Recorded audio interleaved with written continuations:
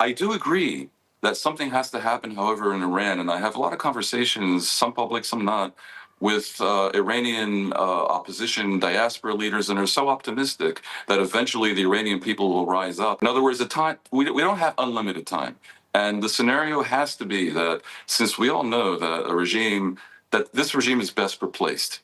First and foremost, for the people of Iran. And replacing the regime cannot happen purely through aerial bombardment, probably, especially when they're this fanatical. And therefore, an internal process needs to amass.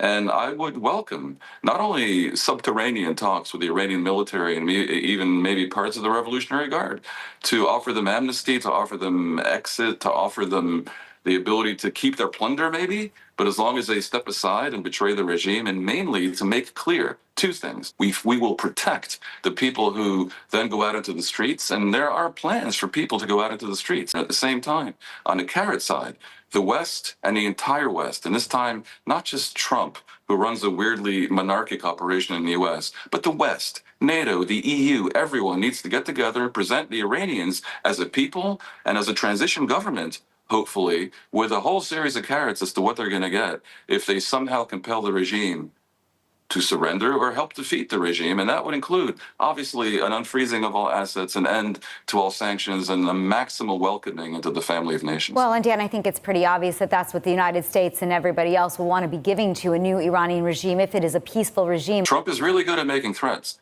but an eloquent articulation of the unbelievable upside that the Iranian people and the region and the world stand to receive if only everyone can unite against the regime. And I would loop back to the beginning, including the Europeans, presenting a positive narrative and not just a negative one can create momentum and can influence geopolitics.